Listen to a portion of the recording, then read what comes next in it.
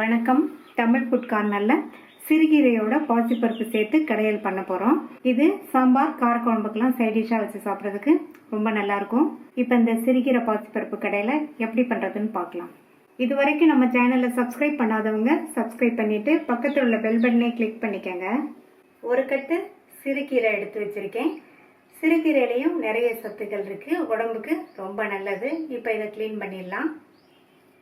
இந்த மாதிரி எடுத்துட்டு இந்த பெரிய காம்புகளை விட்டுறணும். கொஞ்சம் தடிமனான காம்புகளை விட்டுட்டு லேஸ் காம்புகள் இருக்கும், அதோட கீரை இருக்கும், அதோட சேர்த்து எடுத்து கீரையை க்ளீன் பண்ணியாச்சு.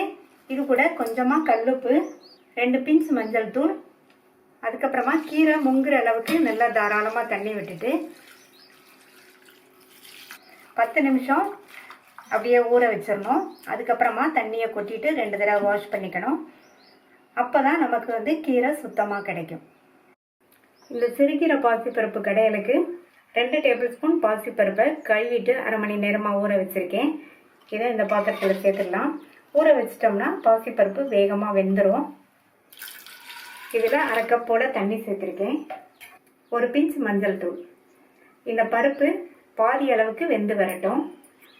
நான் எடுத்துருக்க கீரைக்கு 2 டேபிள் ஸ்பூன் பாசிப்பருப்பு கரெக்டாக இருக்கும்.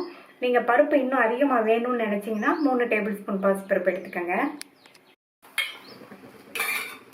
பாசிப்பருப்பு பாதி அளவுக்கு வெந்துருச்சு. இனி கீரையோடு சேர்ந்து கரெக்டாக வெந்துடும். க்ளீன் பண்ண கீரையை இந்த பருப்போடு சேர்த்துடலாம். இது கூட கட் பண்ண ஒரு பச்சை மிளகாய், 2 பூண்டு கட் பண்ணது, ஒரு 4-5 சின்ன வெங்காயம் கட் பண்ணது, ஒரு சின்ன தக்காளி கட் பண்ணது. தக்காளி கொஞ்சமாக சேர்த்தா போதும். இது எல்லாத்தையும் இதில் சேர்த்துடலாம். சேர்த்துட்டு நல்லா மிக்ஸ் பண்ணி விட்டுருங்க.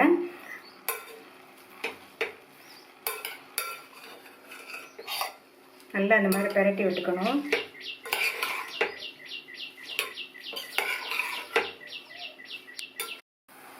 இதில் ஒரு 1/4 கப் மட்டும் தண்ணி சேர்த்து வேக விட்டுறலாம்.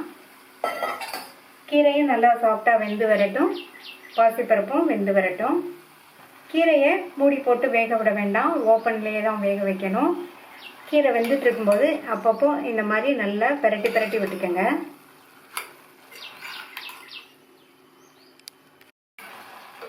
நான் இது இந்த கடையில் சைட் டிஷ்ஷாக வச்சுக்க போகிறேன். அதனால் கீரை சேர்த்ததுக்கப்புறமா 1/4 கப் தண்ணி சேர்த்து வேக வச்சுருக்கேன்.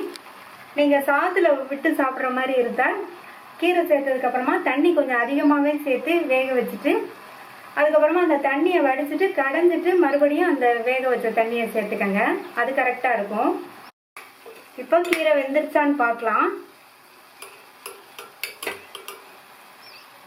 இந்த காம்பு எடுத்து நசுக்கி பார்த்தா மசியணும்.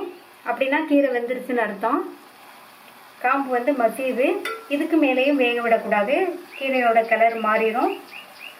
இப்போ ஸ்டவ் ஆஃப் பண்ணிவிட்டு இதை இறக்கி வச்சிடலாம்.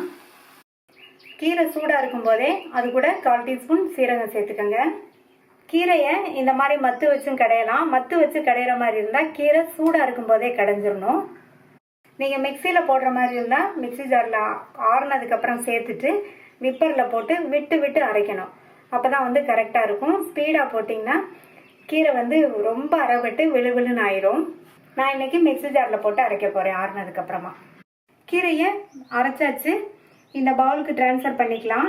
நம்ம மிக்சி ஜாரில் சேர்த்து விட்டு விட்டு அரைச்சதுனால மத்தில் கடைஞ்ச மாதிரியே இருக்குது.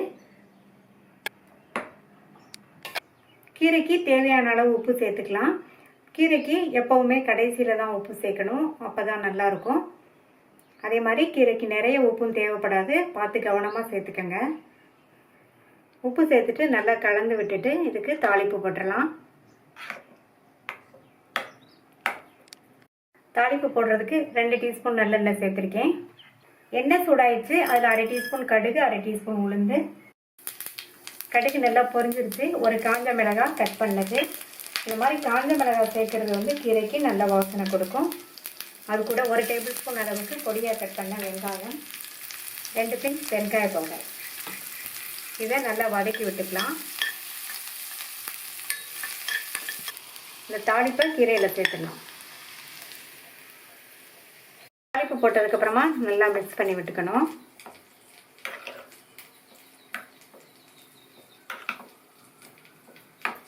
சுவையான சிறுகீரை பாசிப்பருப்பு கடையல் ரெடி ஆயிடுச்சு. இந்த கீரை கடையில ட்ரை பண்ணி பார்த்துட்டு உங்க கமெண்ட்ஸை சொல்லுங்க. தேங்க்யூ.